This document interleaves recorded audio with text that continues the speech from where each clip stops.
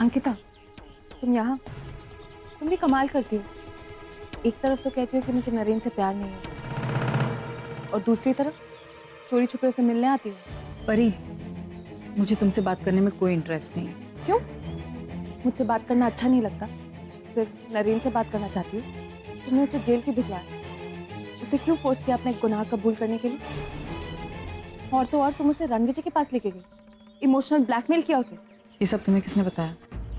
Come on Ankita, I know मुझ में और नरेन में थोड़ी बहुत अनबन चलती रहती है, बट आज भी हम पति पत्नी हैं, एक दूसरे से हर बात शेयर करते हैं। उसने मुझे खुद बताया था। हो गया तुम्हारा? एक मिनट, मेरे एक सवाल का जवाब तो देती जाओ। कैसा सवाल? तुम मुझसे सब कुछ छीन चुकी हो, मेरा घर, मेरी प्रॉपर्टी, मेरा पैसा, सब कुछ। अब क्या मेरा पति छीनना चाहती हो? परी, तुम उस इंसान के पास क्यों नहीं जाती जिसका बच्चा तुम्हारे पेट में था? वैसे सुनने में आया था कि तुम्हारा बच्चा मरा हुआ पैदा हुआ, और उस इंसान ने भी तुम्हें छोड़ दिया। That's really sad. इसे कहते हैं ट्रेजेडी।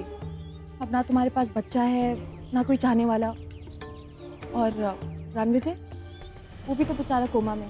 पता नहीं उसे होश आएगा नहीं आएगा, पता नहीं वो उससे शादी करेगा या नहीं कर पाएगा। आई डोंट थिंक रणविजय से भी तुम्हें बच्चा हो पाएगा। तो अब क्या मेरे पति से बच्चा चाहिए तुम्हें?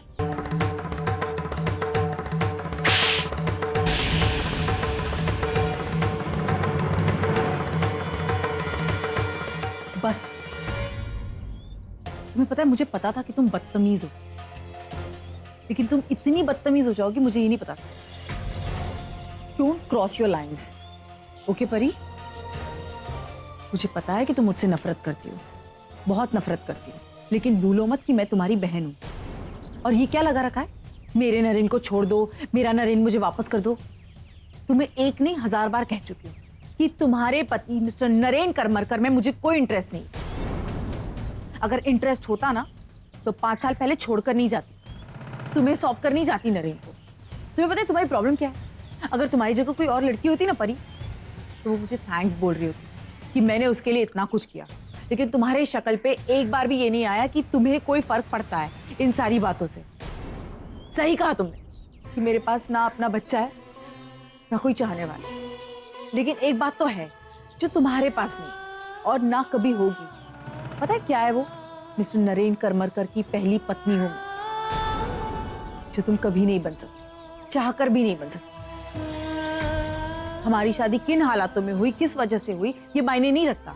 मायने ये रखता है कि मेरी शादी नरेन करमरकर से हुई थी और मैं उनकी पहली पत्नी हूं।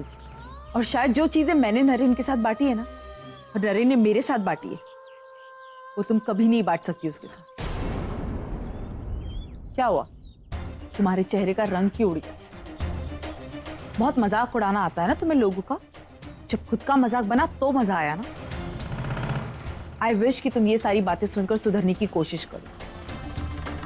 और रही बात नरेन को अरेस्ट करवाने की परी, तो मैं तुम्हें एक बात बता दूं, मैं यहां नरेन को छुड़ाने आई हूं, क्योंकि मैं जान चुकी हूं कि एक्सीडेंट नरेन ने नहीं किया था, एक्सीडेंट तुमने किया था, है ना? एक्सीडेंट तुमसे हुआ था। और अब मैं ये सारी बातें जाकर अंदर बताने वाली हूँ पुलिस को। तुम्हें क्या लगा परी कि तुम्हारी असलियत किसी के सामने नहीं आएगी? पता है परी, यही फर्क है तुम में और नरेन में। नरेन ने ये साबित कर दिया कि वो तुमसे कितना प्यार करता है, उसके लिए रिश्ते कितने मायने रखते हैं, इसीलिए अपने आप को उसने सरेंडर कर दिया। लेकिन तुमने क्या किया? पत्नी होने के नाते तुमने उसको जेल जाने दिया। अगर तुम वाकई में अपने पत्नी होने का फर्ज निभाती ना, तो शायद आज तुम जेल गई होती। तुम नरेन को कभी इस तरह जेल नहीं जाने देती, लेकिन तुम यहाँ खड़ी हो और तुम्हारा पति अंदर खड़ा है। तुम्हें पता है परी, जब भी मैं आशिक को देखती थी ना, तो मुझे लगता था कि तुम एक अच्छी मां नहीं बन पाई। लेकिन आज मैं ये भी कह सकती हूँ कि तुम एक अच्छी पत्नी भी नहीं बन पाई। इसीलिए मैं जा रही हूँ अंदर पुलिस के पास। तुम ऐसा कुछ नहीं करोगे। क्यों नहीं कर सकती? क्यों नहीं कर सकती? बिल्कुल करूंगी। अगर तुम ऐसा कुछ करोगी तो अंजाम बहुत बुरा होगा अंकिता। तुम्हें ऐसा लगता है परी कि मैं अंजाम से डरूंगी? मुझे किसी चीज का डर नहीं। मैं ये करने जा रही हूँ, समझी तुम? अब तुम भुगतोगी। गुड मॉर्निंग मैम, चले हम? चलो।